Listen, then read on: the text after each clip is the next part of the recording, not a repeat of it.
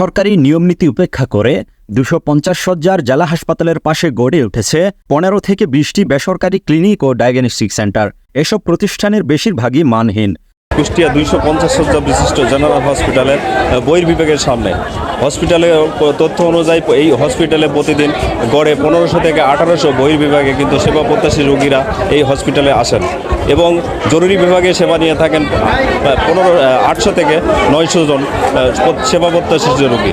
এই হসপিটালে দালালদের খপ্পরে কিন্তু এক শ্রেণীর মানুষ প্রতিদিনই প্রতারিত হচ্ছে। চলুন দেখে নিই এই দালালদের আসলে তৎপরতা কী এবং কোথা থেকে এদের উৎস।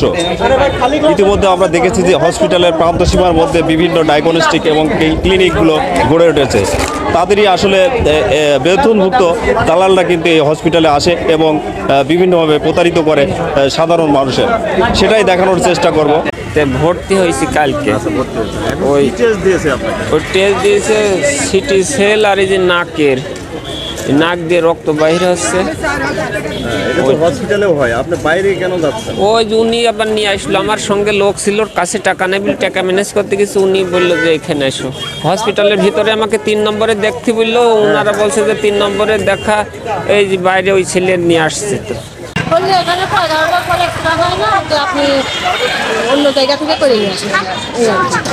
হসপিটাল এক্সরে হয়তো আপনি বাইরে যাচ্ছেন, কে নিয়ে যাচ্ছে আপনাকে? হ্যাঁ, উনি আপনাকে নিয়ে যাচ্ছে।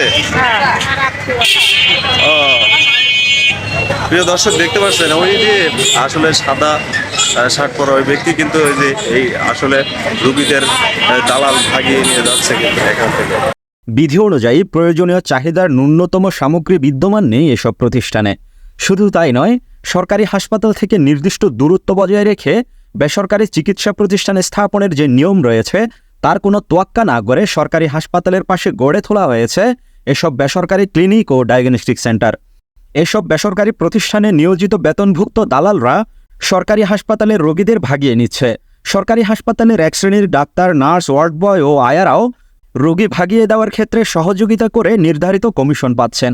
খোদ সিভিল সার্জনের নাকের ডগায় বিধিবহির্ভূত ও মানহীন এসব ক্লিনিক ও ডায়াগনস্টিক সেন্টারের বিরুদ্ধে নেই কোনো কার্যকর পদক্ষেপ।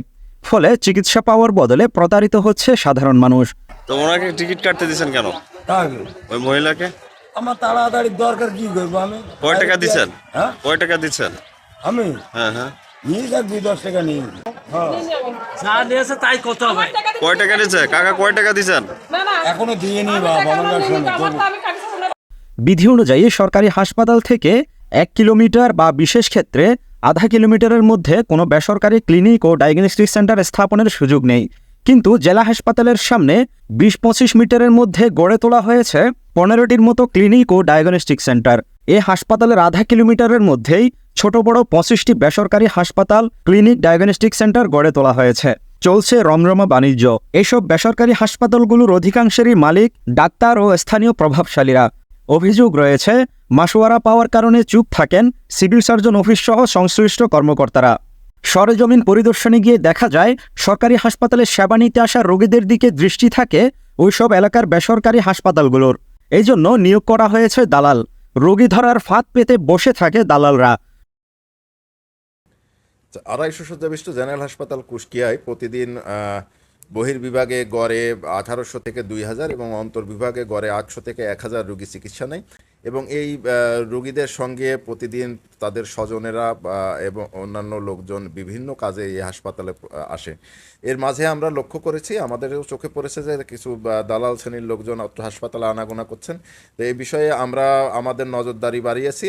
আমরা আজকেও হলো এদেরকে এই হাসপাতাল প্রাঙ্গণ থেকে বিতাড়িত করেছি সকালবেলা এবং প্রশাসনকে এ বিষয়ে অবহিত করা হচ্ছে এবং আমরা সিদ্ধান্ত নিয়েছি যে জেলা প্রশাসকের মাধ্যমে মোবাইল কোর্ট করে তাদেরকে আইনের আওতায় নিয়ে আসা যায় কিনা। জেলা সিভিল সার্জন ডাক্তার মোহাম্মদ আকুল উদ্দিন জানান, ইতিমধ্যে হাসপাতালের সম্মুখে অবস্থিত কিছু ডায়াগনস্টিক সেন্টার পরিদর্শন করছে এবং তাদের কিছু অনিয়মও পাওয়া গিয়েছিল। সে ব্যাপারে কিছু ব্যবস্থাও গ্রহণ করা হয়েছে এবং আমাদের এই কার্যক্রম অব্যাহত থাকবে। আপনি আরেকটি প্রশ্ন যেটা করলেন যে হাসপাতালের সীমার খুব সন্নিকটে অবস্থান, এটা আমাদের যে নিয়ম আছে সেই নিয়ম অনুসারে অ্যাকচুয়ালি হওয়া উচিত। বাট অনেক সময় দেখা যায় যে আমাদের ভৌগোলিক সীমারেখা, আমার জমি কতটুকু সঠিক মাপ, এটা আমরা জেনে এবং আমাদের যে সরকারি নিয়ম আছে আমি ঊর্ধ্বতন কর্তৃপক্ষের সঙ্গে কথা বলে ব্যবস্থা গ্রহণ করব।